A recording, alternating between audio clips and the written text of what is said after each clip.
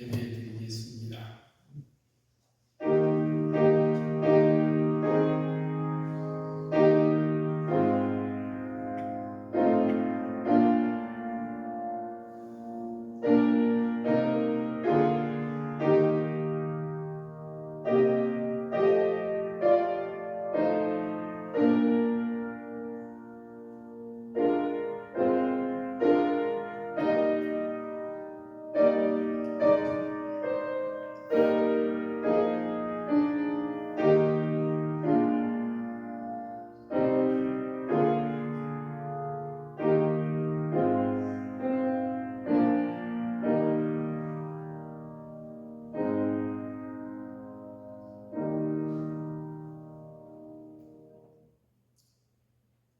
하나님이여, 사슴이 신의 물을 찾기에 갈급함 같이 내 영혼이 주를 찾기에 갈급하나이다.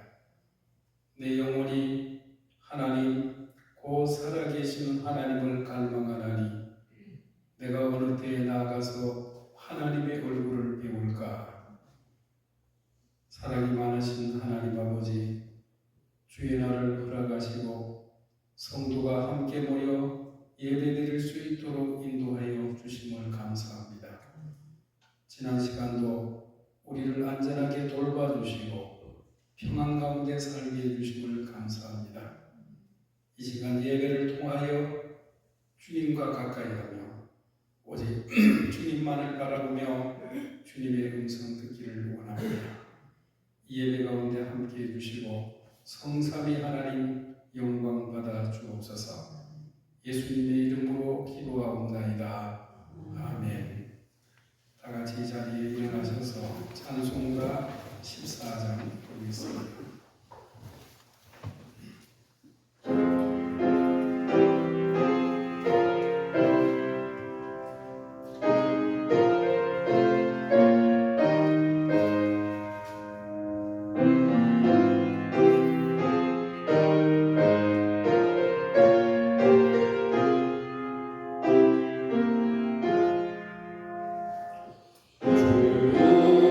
주의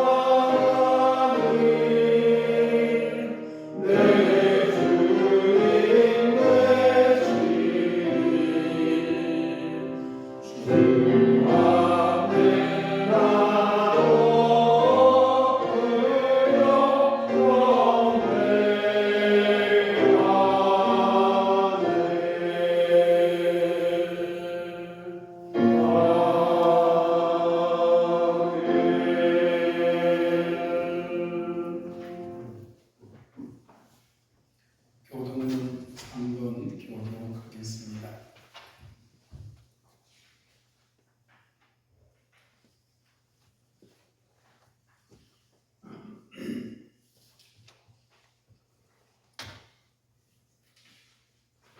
우리 하나님이여, 내가 부를 때 응답하소서.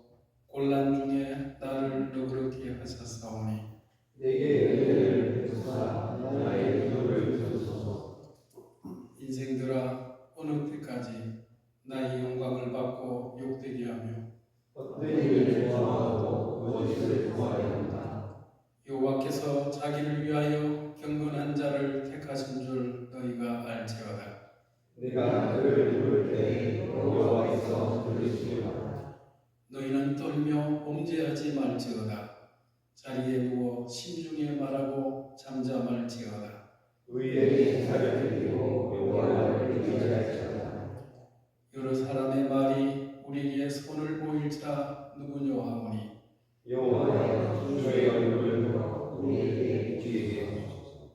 주께서 내 마음에 두신 기쁨은 그의 곡식과 스의 포도주가 풍성할 때마다 나오리라. 내가 평안히 눕고 자기도 하리니 나를 나를 완전히 살게 하시는 이는 오직 여호와이십니다. 아멘.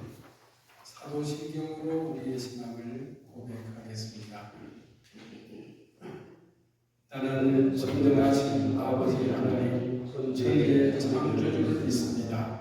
나는 그의 유일하신 아들 우리 주 예수 그리스도를 믿습니다.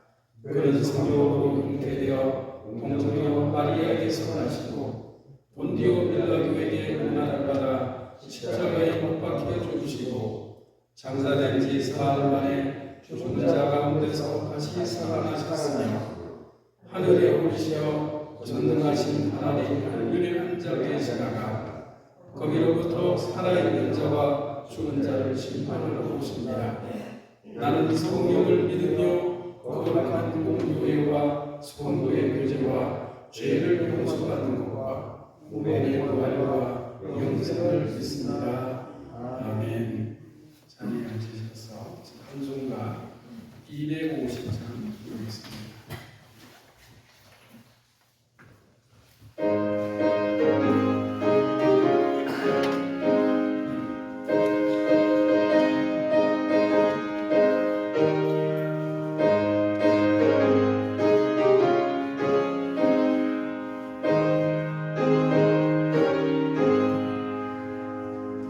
우주의 주가 넓어 제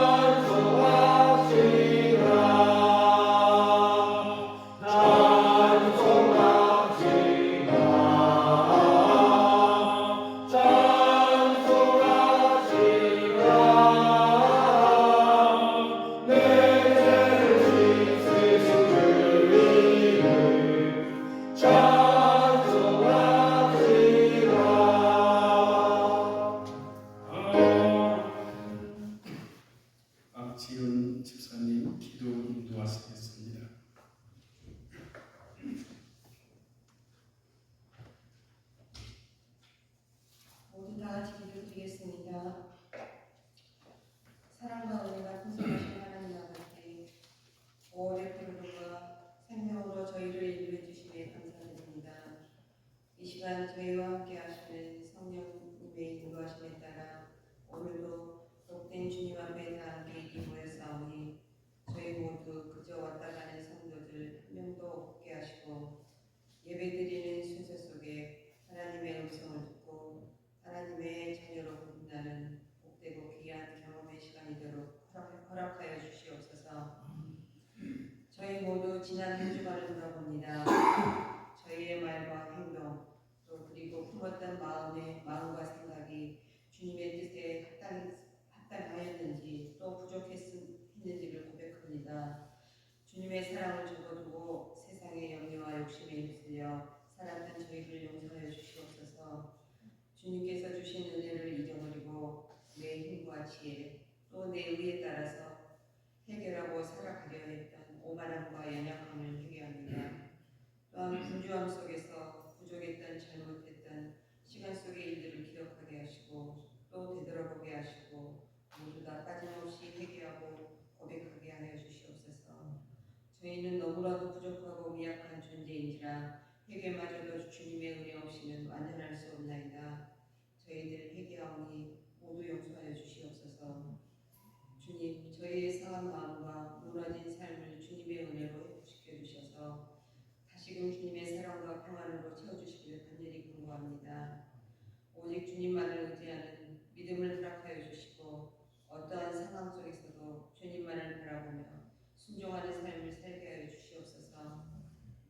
주님, 나라 안팎으로 전쟁과 갈등 또 경제적으로 어려움과 혼란, 잦은 자연재해, 이념과 이해의 충돌은 가중되고 조금도 해결의 실마리는 보여지지 않는 온통 저희들 주변은 염려와 두려움만이 넘쳐나고 있습니다.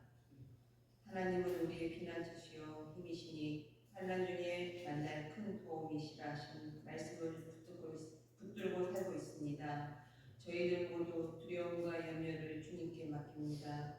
그리고 저희는 기도와 간구로 구할 테니 하나님의 평강이 저희들 각자의 마음과 생각과 믿음을 지키시고 그리하여 존재하는 인류의 평화 회복으로 나아가게 하시옵소서. 주님, 분열과 갈등으로 고립되어진 이 나라에 곧 새로운 대통령이 세워져야 합니다. 화해와 용서의 씨앗을 심어주시고 서로를 이해하고 품는 통합의 지도자를 세워주셔서 다른 생각, 다른 배경, 다른 세대, 다른 꿈을 가진 이들이 함께 어깨를 맞대고 미래를 노래할 수 있도록 포용과 사랑의 대통령을 허락하여 주시옵소서. 어둠 속에서도 빛을 잃지 않는 정의의 등불을 들고 국민 모두의 미래를 밝히는 새 대통령을 세워주기를 간절히 기도합니다. 주님, 저희 주신 교회가 항상 주님의 말씀이 살아서 옮기는 뜨거운 부흥하는 교회로 되길 저희 성도들 모두 간절히 기도드립니다.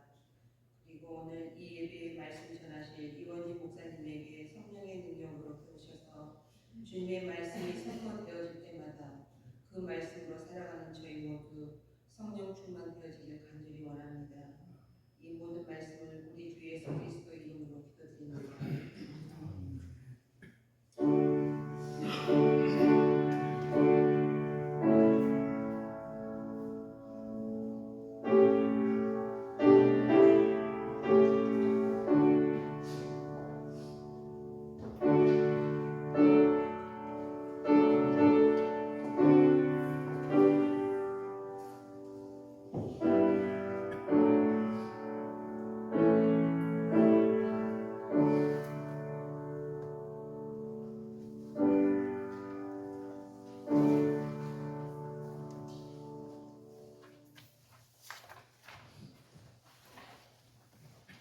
이 시간 우리에게 주시는 하나님의 말씀은 룻기 1장 15절에서 18절 말씀입니다.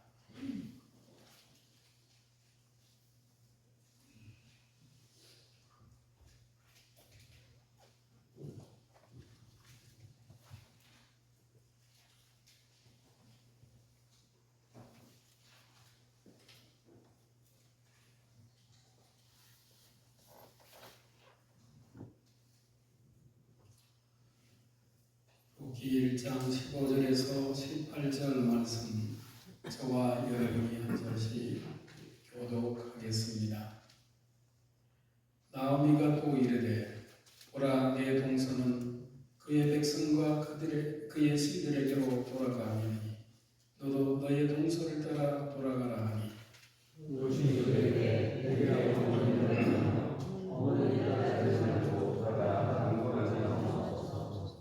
어머니께서 가시는 곳에 나도 가고 어머니께서 멈추는 곳에서 나도 멈추겠나이다. 어머니의 백성이 나의 백성이 되고 어머니의 하나님이 나의 하나님이 되시리니 어머니께서 죽으시는 곳에서 나도 죽어 거기 묻힐 것이라. 만일 내가 죽는 일 위에 어머니를 떠나면 여호와께서 내게 벌을 내리시고 더 내리시기를 원하나이다 하는지라. 나오미가 이스라엘 자녀와 함께 가기로 그의 시선을 보고 그에게 말하기를 그치니라. 아멘.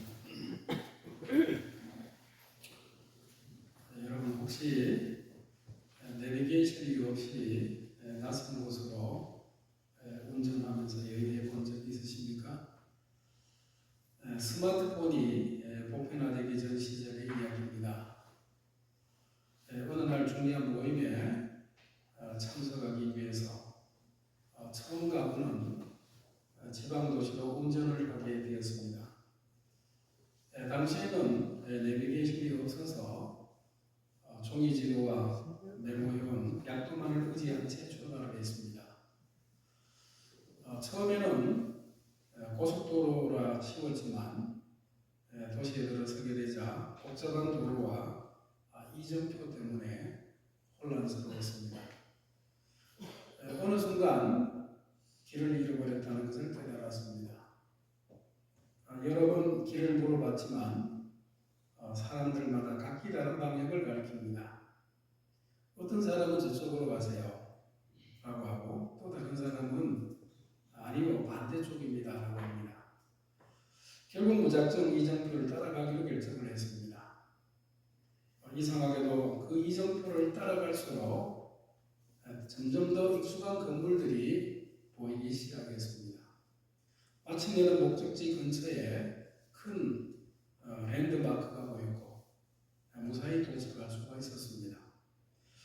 모임이 끝난 다음에 알고 보니까 따라간 이정표는 처음에 가려던 방향과는 달랐지만 결과적으로는 더 빠른 지름길이었던 것을 알게 됐습니다.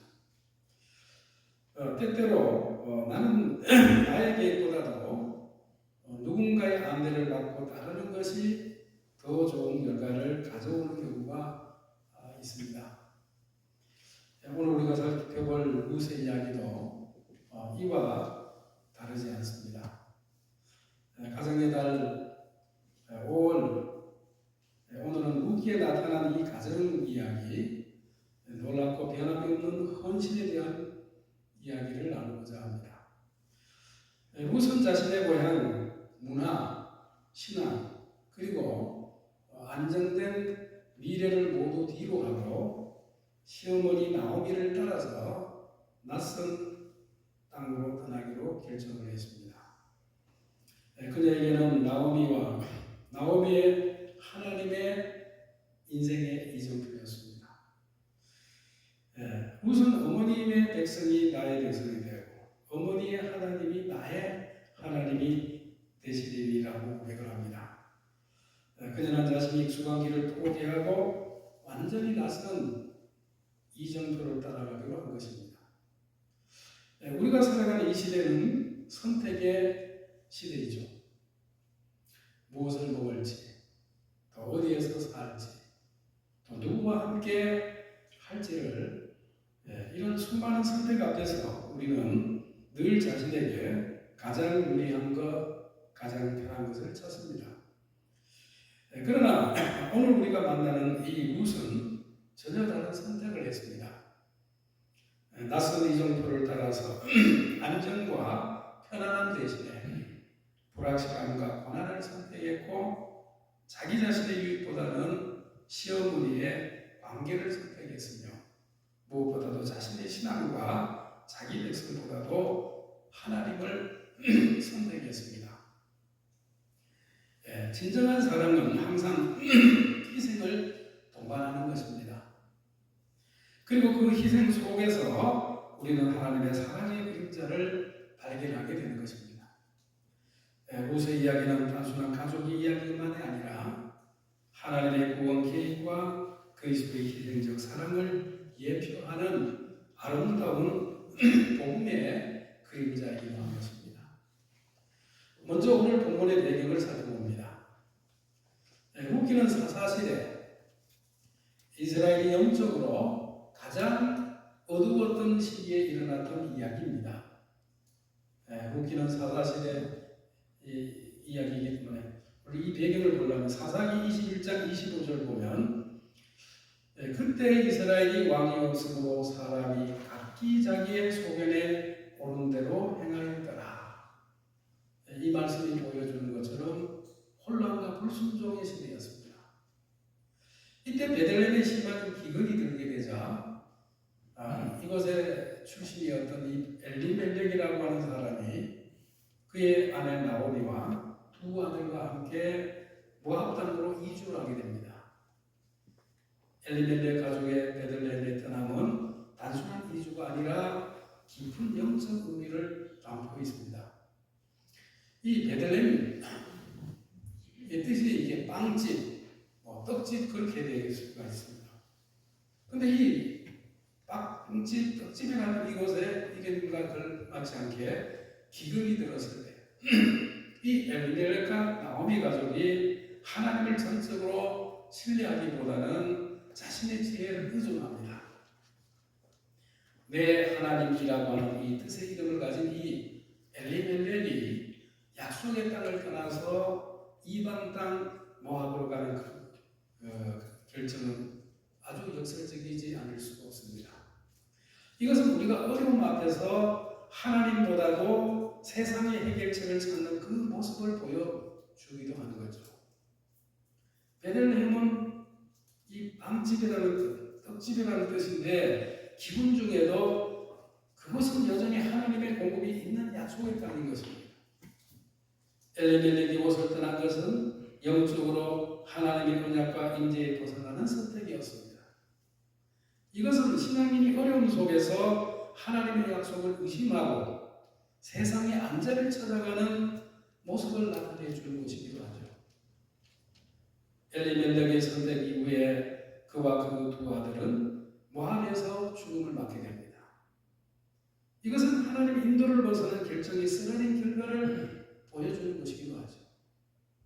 그러나 이 이야기의 진정한 아름다움은 하나님은 인간의 이런 불완전한 선택조차도 구원의 역사로 변화시킨다라고 하는 점입니다.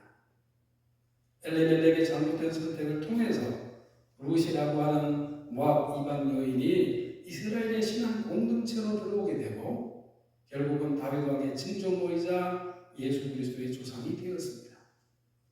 이것은 로마서 8장 28절에 하나님을 사랑하는 자 곧 그의 뜻대로 부르심을 입은 자들에게는 모든 것이 합력하여 선을 이루느니라고 하는 말씀을 분명히 보여주고 있습니다. 모압은 이스라엘의 적국이자 영적으로는 우상 숭배의 땅이었습니다. 세월이 흘러 엘리멜렉은 사망을 하고 그의 두 아들은 모압 여인 오르바와 룻과 결혼을 합니다. 그러나 10년 두 아들마저도 죽고 나오미는 며느리와 함께 남겨지게 됩니다. 상상해 보십시오.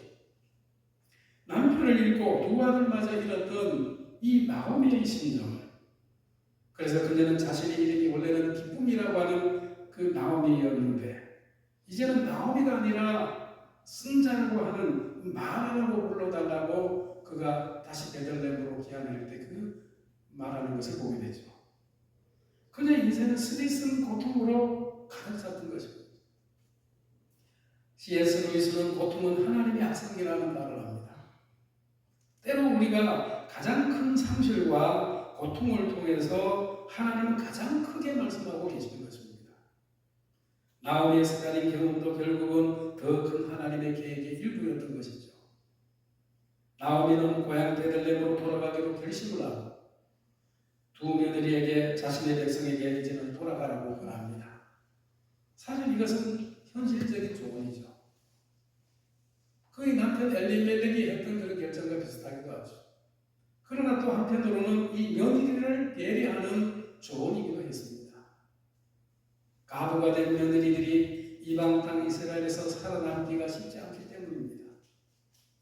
오르반은 시어머니 권유대로 자기네 성에 돌아갔습니다. 그러나 룻은 달랐습니다. 오늘 16절 17절에서 그녀는 이렇게 선언합니다. 어머니께서 가시는 곳에 나도 가고 어머니께서 머무르시는 곳에서 나도 머물겠나이다. 어머니의 백성이 나의 백성이 되고 어머니 하나님이 나의 하나님이 되시니. 이 고백은 단순한 정서적 애착을 넘어서는 결단이었습니다. 룻은 네 가지 강력한 헌신을 표현하고 있는 것입니다. 장소적인 헌신입니다. 어머니께서 가신 곳에 나도 가고 또 사회적 헌신을 했습니다. 어머니 백성이 나의 백성이 되고 영적인 헌신. 어머니 하나님이 나의 하나님이 되시니 영원한 헌신이었습니다. 어머님께서 죽으신 곳에 나도 죽어 거기에 묻힌 것이라. 스폴전은 말합니다. 진정한 회심은 하나님을 향한 전적인 헌신이다. 그것은 나의 뜻대로 마시고 아버지의 뜻대로 하옵소서라고 하신 예수님의 그 겟세마네 기도와 다르지 않죠. 룻의 결단은 복음의 핵심을 보여줍니다. 그녀는 자신의 안전, 문화, 가족, 신앙까지도 모두 버리고 나오미 하나님을 따르기로 한 것입니다.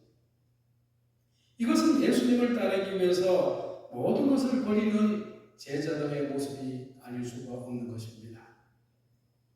룻의 이야기가 우리에게 특별한 이유는 그것이 단순한 호심의 이야기가 아니라 하나님의 구원 계획을 보여주는 복음의 그림이기 때문입니다. 첫째는 룻은 이방인의 구원을 보여줍니다. 룻은 모압 여인이었습니다. 모압은 롯과 그의 딸 사이에 태어난 자손들로서 이스라엘에게 적대적인 민족이었습니다. 그래서 신명기 23장 3절 보면은 모압 사람은 여호와의 총회에 들어오지 못하리니 라고 기록되어 있죠. 그러나 하나님은 이 모압 여인 룻을 통해 이방인도 하나님의 백성이 될 수 있는 것을 보여주고 있습니다. 바울은 에베소서 2장 13절 14절에서 말씀합니다.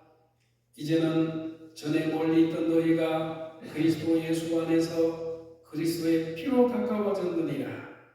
그는 우리의 하평이신지라 둘로 하나를 만드사 원수된 것 그 중간에 막힌 담을 자기 육체로 거시고 룻이 하나님의 이스라엘의 하나님을 택한 것처럼 우리도 그리스도 안에서 하나님의 가족이 되었습니다. 그 다음에 두 번째로 룻의 이야기는 후속자의 필요성을 보여준다는 것입니다. 후기를 계속 읽어보게 되면 나오미와 룻이 생존을 위해서 보아스라고 하는 기업 부를 자, 원래 그 원어상에는 고엘이라는 말을 쓰는데요.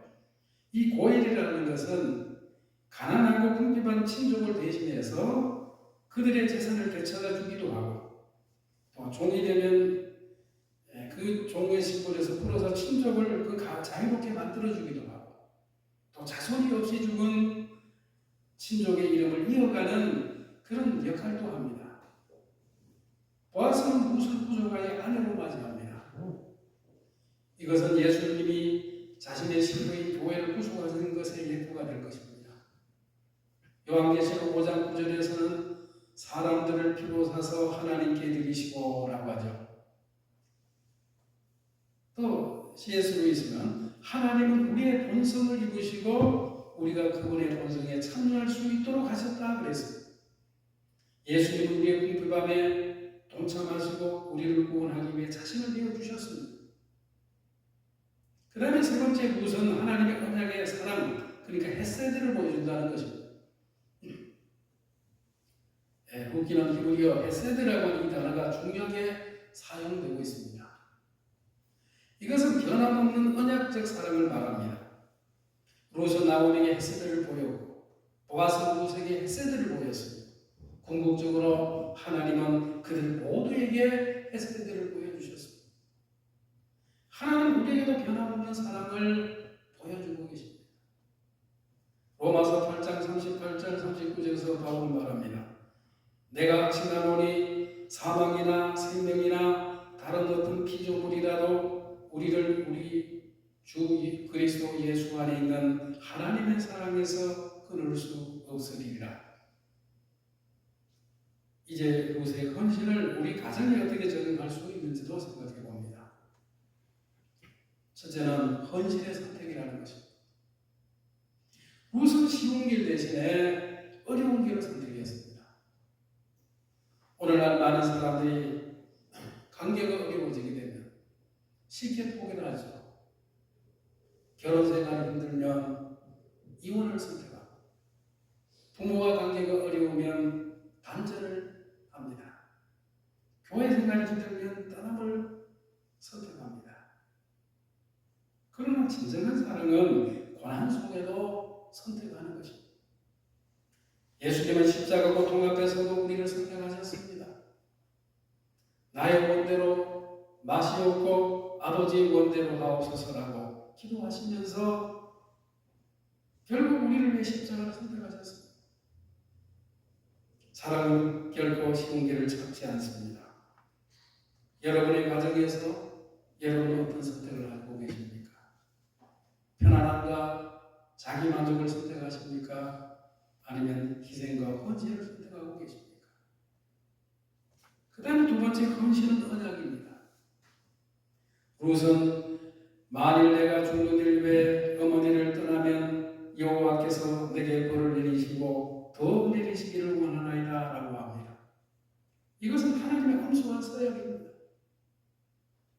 결혼은 단순한 계약이 아니라 언약인 것입니다. 계약은 상호 이익을 위해서 맺는 것이지만 언약은 상대의 유익을 위해서 자신을 내어주는 것입니다. 예수님은 우리와 언약을 맺으셨고 그 언약을 자신의 피로 훔치셨습니다. 사랑은 일시적 감정이 아니고 지속적인 상태인 것입니다. 우리의 가정도 감정의 기복이 아니라 언약적 헌신 위에 세워져야 할 것입니다. 그 다음에 세 번째 헌신은 하나님 중심입니다. 룻의 고백 중에 가장 중요한 부분이 어머니의 하나님이 나의 하나님이 되시리니라고 하는 것입니다. 그녀의 헌신은 단순히 나오미 위한 헌신이 아니었습니다. 궁극적으로 하나님을 향한 것이었다는 것이죠. 가정의 모든 관계도 하나님 안에서 의미를 찾아야 됩니다. 에베소서 5장 21절에서 바울은 그리스도를 경외함으로 피차 복종하라 그랬습니다. 남편과 아내, 부모와 자녀와 관계는 모두 그리스도 안에서 새로운 의미를 찾습니다. 우리의 가정은 어디를 향해 가고 계십니까? 물질적 성공과 안정을 추구합니까? 아니면 하나님의 나라와 의를 먼저 구하고 계십니까? 룻의 헌신은 놀라운 결실을 맺었습니다. 그녀는 보아스와 결혼을 해서 오벳을 낳고 오벳은 이새의 아버지요 이새는 다윗 왕의 아버지가 됩니다. 마태복음 1장에 예수님의 족보에 따르면 룻은 메시아의 조상이 되는 영광을 얻었습니다. 이방인이면서 여인이면서 가부였던 그가 그런 영광을 누린 것입니다. 이것이 바로 하나님의 놀라운 은혜가 아닐 수가 없죠. 모압 여인, 이방인 가부였던 룻이 이스라엘의 메시아의 혈통에 들어갔다는 사실입니다. 사도 바울은 로마서 8장 28절에서 우리가 알거니와 하나님을 사랑하는 자, 곧 그의 뜻대로 부르심을 입은 자들에게는 모든 것이 합력하여 선을 이루느니라 말씀합니다. 나오미와 룻의 베들레헴의 기한은 탕자의 기한과 같은 회복의 이야기입니다. 하나님은 아비멜렉의 불순종에도 불구하고 그의 가족을 통해 구원의 역사를 이어가셨습니다. 이것은 우리의 실패와 잘못된 선택 속에서도 하나님 은혜가 여전히 역사하심을 보여주는 복음의 메시지인 것입니다. 엘리멜렉의 죽음과 나오미의 상실은 결국은 보아스라고 하는 기업 노릇자를 통한 구원으로 이루어졌습니다. 이것은 그리스도께서 우리의 기업 노릇자가 돼서 우리의 모든 상실과 죄를 대속하신 복음의 아름다운 예표가 됩니다. 엘리멜렉의 실패한 선택조차도 하나님의 계획 속에서 그리스도를 가리키는 예표가 된 것입니다. 이처럼 루키는 인간의 잘못된 선택과 하나님의 신실하심이 만나는 복음의 아름다운 이야기입니다. 우리의 불순종과 나약함에도 불구하고 하나님은 그분의 구원 계획을 이루어가시고 우리의 실패까지도 그리스도 안에서 새로운 은혜의 시작점으로 삼으시는 것입니다. 여러분에게 한 선교사님의 가정 이야기를 나누고 싶습니다. 이 선교사님은 아내와 두 자녀와 함께 20년 전 아프리카의 작은 마을로 떠났습니다. 대학 교수직과 안정된 미래를 뒤로하고 그들은 아무것도 가지 않으려고 하는 오지의 마을에서 복음을 전하기로 결심을 했습니다. 처음 몇 년은 극도로 힘이 들었습니다. 말라리아에 몇 번 걸려 죽을 고비도 넘깁니다. 현지인들의 배척과 문화적 차이로 사죄를 겪기도 합니다. 특히 큰딸이 15살이 됐을 때 다른 부모에게 물었습니다. 왜 우리는 다른 사람들처럼 편하게 살 수 없나요? 왜 저는 친구들처럼 좋은 학교에 다닐 수 없나요? 그날 밤 이 선교사님 부부는 밤새 기도했습니다. 자신들의 선택이 자녀들에게 강요된 것은 아닌지, 다시 한국으로 돌아가야 하는 것은 아닌지를 고민했습니다. 그런데 그러던 어느 날 마을에 큰 홍수가 났어요. 많은 아이들이 물에 휩쓸렸고 선교사님에 따라 망설임 없이 불 속으로 뛰어들어가 3명의 아이들을 구했습니다. 그날 저녁 온 마을 사람들이 선교사님 가족의 집 앞으로 모였습니다. 그들은 처음으로 선교사 가족을 진심으로 환영했고 마을의 일원으로 받아들였습니다. 그날 밤 다른 부모에게 말합니다. 오늘 저는 이해했어요. 우리가 여기 온 이유를 하나님은 저를 이곳에 보내셔서 오늘 그 아이들을 구하게 하셨어요. 만약 우리가 한국에 있었다고 하면 오늘 그 아이들이 어떻게 됐을까요? 20년이 지난 지금 그 작은 마을에는 학교와 병원이 세워졌고 300명이 넘는 현지 교회가 자리를 잡았습니다. 더 놀라운 것은 선교사님의 딸이 현지인과 결혼해서 부모님의 사역을 이어가고 있다고 하는 사실입니다. 그녀는 말합니다. 루시 나오미의 백성과 하나님을 선택했듯이 저도 이 백성과 이 땅을 선택했습니다.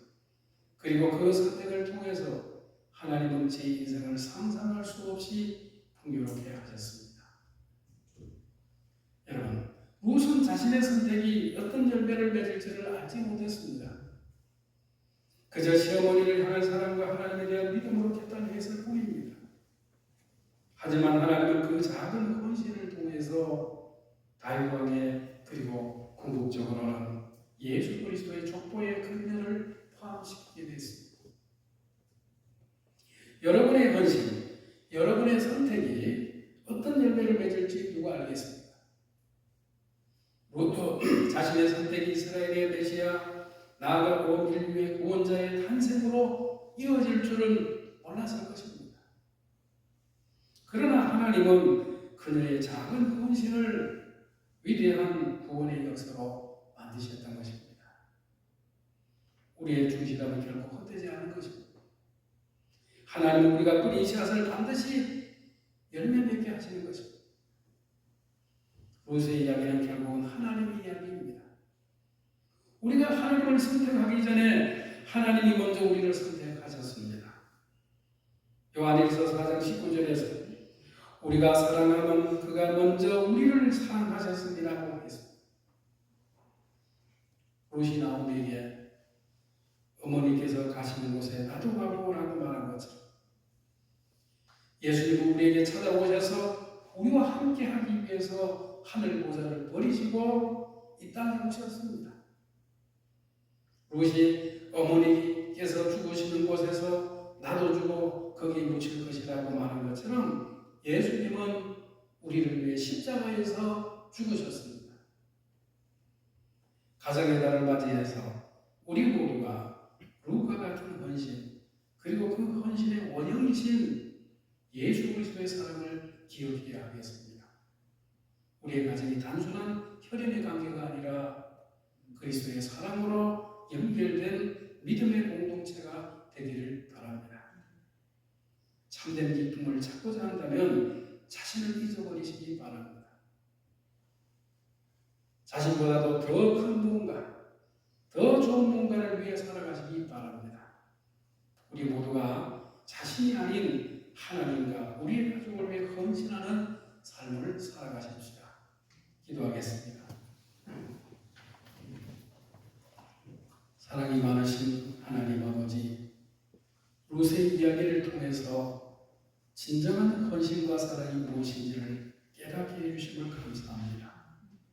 우리의 가정이 롯과 같은 헌신, 예수님과 같은 사랑으로 가득 찰 수 있게 주옵소서. 우리의 작은 헌신을 통해서 하나님의 위대한 역사가 이루어지게 하여 주옵소서. 예수님의 이름으로 기도하옵나이다. 아멘.